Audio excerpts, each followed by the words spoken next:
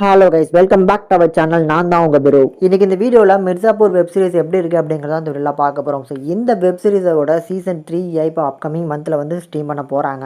So அதுக்கு முன்னால் இந்த சீசன் 1 அண்ட் சீசன் 2 வந்து பார்க்கல அப்படின்னா கண்டிப்பாக ஒரு ட்ரை பண்ணி பாருங்கள்.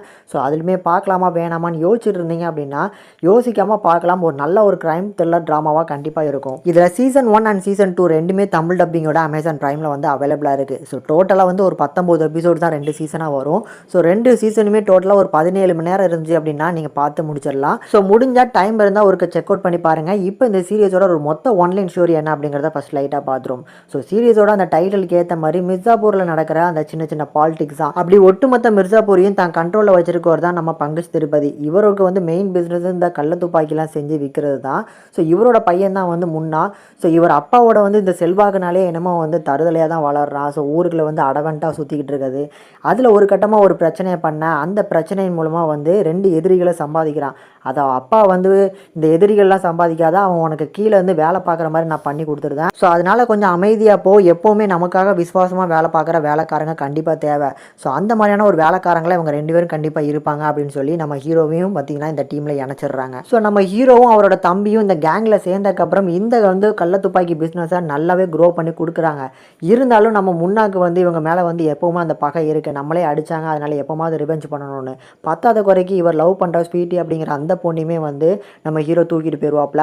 ஸோ அவங்க காதலிச்சு அவங்க ஒரு கல்யாணமே பண்ணிடுவாங்க. இதில் நேரம் பார்த்து முன்னாக்கு வந்து ஒரு வாய்ப்பு கிடைக்கும். அந்த வாய்ப்பில் நம்ம ஹீரோவை வந்து பார்த்திங்கன்னா அவரோட ஃபேமிலியில் இருக்கிற அவரோட தம்பி அண்ட் அவரோட ஒய்ஃபை வந்து போட்டு தள்ளிடுவாங்க. ஸோ அப்படி தான் சீசன் 1 வந்து முடிப்பாங்க. இதுக்கு நடுவில் வந்து அந்த மிர்சாப்பூரை கண்ட்ரோல் எடுக்கணும் அப்படிங்கிறதுக்காக மற்ற பக்கத்தில் இருக்கிற ஊரை சேர்ந்தவங்க அண்ட் ஊரோட பாலிடிக்ஸ்ன்னு சொல்லி இப்படி நிறைய விஷயங்களை சொல்லக்கூடியது தான் வந்து சீசன் 1 அண்ட் சீசன் 2மே இந்த மாதிரி தான் போயிட்டு இருக்கும். ஸோ சீசன் 2 பக்காவான ஒரு ரிவெஞ்ச் பார்க்க வந்துட்டு இருக்கும். இப்படி ஒட்டு மொத்தமாக அந்த மிர்சாப்பூருக்குள்ள நடக்கிற இந்த வயலன்ஸை மட்டும் காட்டாம அவரோட வீடான திருப்பதி வீட்டுக்குள்ள நடக்கிற அரசியலுமே காட்டுவாங்க. அதெல்லாம் சூப்பரான ஒரு போர்ஷன்.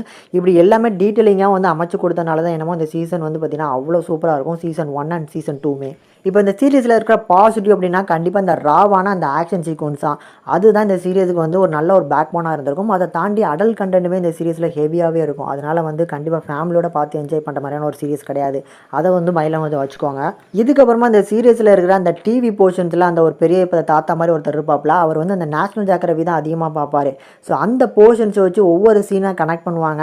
அதுலேயுமே அந்த பென்சிங்கிற மேட்டர்லாம் சூப்பரான ஒரு மேட்ரு. அண்ட் சீசன் 1ஓட எண்டிங்கில் அந்த தாத்தாக்கு ஒரு வெயிட்டான ஒரு போர்ஷன்ஸுமே காமிச்சிருப்பாங்க. ஸோ அந்த இதெல்லாமே நான் நோட் பண்ணிட்டு தான் இருக்கிறேன் அப்படின்னு சொல்லி ஒரு பக்காவான ஒரு சீன் வந்து அந்த கிளைமேக்ஸில் போட்டு முடிப்பாங்க. இப்படி இந்த சீரியஸில் பாசிட்டிவாக சொல்கிறதுக்கு நிறைய விஷயங்கள் இருந்திருந்தாலும் இந்த ஒரு சீசன் எடுத்துக்கிட்டோம் அப்படின்னா ஃபஸ்ட்டு 2 எபிசோட் நல்லா வேகமாக போகும். அண்ட் லாஸ்ட் 2 எபிசோடில் திருப்பி பிக்கப் ஆவாங்க. நடுவில் இருக்கிற அந்த எபிசோட்ஸ்லாம் ரொம்ப ஒரு ஸ்லோனஸாகவும் ரொம்ப வந்து போரிங்காகவும் இழுக்கிறாங்க அப்படிங்கிற ஒரு ஃபீலை கொடுக்க தான் செய்யுது. அதே மாதிரி தான் சீசன் 2மே இருக்கும். ஃபஸ்ட்டு 2 எபிசோட் ரொம்ப வேகமாக போகிற மாதிரி இருக்கும். கடைசி ஒரு எபிசோட்ஸில் திருப்பி வேகமாக போவாங்க. அதில் சீசன் 2ல் இருக்கிற நிறைய எபிசோட்ஸ் வந்து கொஞ்சம் இழுக்கிறாங்க அப்படிங்கிற அந்த போர்ஷன்ஸை கொடுக்குற மாதிரி தான் இருக்கும். சீசன் 3 இப்போ எப்படி வரப்போகுது, இதெல்லாம் வந்து ஓவர் டேக் பண்ணுற மாதிரி எல்லாமே ஸ்கிரிப்டியாக சூப்பராக பண்ண போகிறாங்களா அப்படிங்கிறத வெயிட் பண்ணி பார்க்கணும். ஆனால் அந்த நடுவில் இருக்கிற அந்த எபிசோட்ஸ் வந்து கண்டிப்பாக வந்து கொஞ்சம் ஸ்லோனஸ் கண்டிப்பாக இருக்கும். பர்ஃபார்மன்ஸ்னு பார்க்கும்போது கண்டிப்பாக நான் எல்லாரோட பர்ஃபார்மன்ஸுமே இந்த சீரீஸுக்கு வந்து பேக் பண்ண இருந்திருக்குன்னு தான் சொல்லுவேன். அதில் வந்து நிறைய அதில் முன்னா கேரக்டரே அந்தளவுக்கு வந்து ஒரு வில்லன் கேரக்டராக இருந்தாலுமே பார்த்து ரசிக்கக்கூடிய ஒரு கேரக்டராக வந்து டிசைன் பண்ணியிருப்பாங்க. அண்ட் ஆல்சோ அவரோட அப்பா அவரோட வந்து ஒரு மாஸ்டர் மைண்டாக இருப்பார். ஸோ அவரோட கேரக்டருமே எனக்கு ரொம்ப பிடிக்கும். அண்ட் ஆல்சோ நம்ம ஹீரோவோட கதாபாத்திரம் அண்ட் அவரோட தம்பி நம்ம 12th ஃபெயிலில் வந்து இப்போ நடிச்சாப்ல அந்த ஹீரோ தான் வந்து அவரோட தம்பியாக நடிச்சிருப்பாப்ல. அவரும் ஒரு சூப்பரான பர்ஃபார்மன்ஸ். ஆனால் அவரை சீசன் 1ல் வந்து ஏன்டா முடிச்சிங்க, அவரை கொலை பண்ணிங்க அப்படிங்கிற ஒரு ஃபீலை கொடுக்குற மாதிரி தான் போட்டு முடிச்சிருப்பாங்க. ஆனால் அது ஒரு நல்ல எமோஷன் போர்ஷன், நல்லாவே எமோஷன்ஸ் ஒர்க் அவுட் ஆயிருந்துச்சு. பட் செகண்ட் சீசன்லேருந்து பக்காவாக எனக்கு பிடிச்ச ஒரு கேரக்டர் அப்படின்னா நம்ம ஸ்வேதா திருப்பதியோட அந்த கோலுங்கிற கதாபாத்திரம் தான். ஸோ அது பக்காவாக வந்து ரைட்டிங் பண்ணியிருப்பாங்க. சீசன் அதில் வந்து ஃபஸ்ட் எபிசோடில் வந்து அவங்களுக்கு கன் ஃபயர் பண்ண தெரியாது. அந்த ஆக்ஷன் சீக்வன்ஸு சூப்பராக கோரியோகிராஃப் பண்ணியிருப்பாங்க. உதாரணத்துக்கு வந்து அவங்களுக்கு வந்து ரிவெஞ்ச் பண்ணணும் அப்படிங்கிற நோக்கம் இருந்தாலுமே சண்டை போட வராது அப்படிங்கிற மாதிரியான ஒரு போர்ஷன்ஸை கன் வந்து கரெக்டாக ஃபயர் பண்ண முடியாது அப்படிங்கிற மாதிரி ஃபஸ்ட் ஆக்ஷன் வச்சுருப்பாங்க. கிளைமேக்ஸ் முடியவங்கள அவங்க எப்படி ட்ரெயின் ஆகுறாங்க அப்படிங்கிற அந்த கதாபாத்திரத்தை ரொம்ப வெயிட்டாகவே எழுதியிருப்பாங்க. வெயிட்டான ஒரு பர்ஃபார்மன்ஸும் அவங்க கொடுத்துருப்பாங்க. தென் இந்த பர்ஃபார்மன்ஸ்லாம் தாண்டி இதுக்கப்புறம் வந்து எனக்கு ஒரு பாசிட்டிவ் அப்படின்னா இந்த சீரீஸில் இந்த சீனை கன்வே பண்ணுறது. அதாவது இந்த தேல் வந்து இப்போ சீசன் 2ல் வந்து எடுத்தோன்னே அதை தான் காமிப்பாங்க.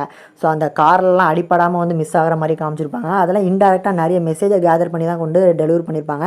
இந்த மாதிரி நிறைய விஷயங்களை வந்து இன்டெரக்டாக கன்வே பண்ணுற மாதிரியான ஷார்ட்ஸ்லாம் இந்த வெப் சீரிஸில் அழகாக வந்து சேர்த்துருப்பாங்க. ஸோ இப்படி ஓவராலாக எனக்கு பொறுத்தளவுக்கு சீசன் 1 அண்ட் சீசன் 2 ஒரு வெயிட்டான ஒரு சீரியஸ். அது கண்டிப்பாக வந்து இந்த ராவான சீரியஸை விரும்பி பார்ப்பீங்க அப்படின்னா கண்டிப்பாக ட்ரை பண்ணி பார்க்கலாம். பார்க்கலாம்.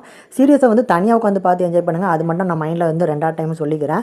ஸோ இந்த சீரியஸுக்கு நம்ம சேனல் ரேட்டிங், அதாவது 2 சீசனுக்குமே நம்ம சேனல் ரேட்டிங்னு பார்க்கும்போது 5க்கு 3.5 வரைக்கும் ரேஷியோ கொடுத்துருக்கோம்.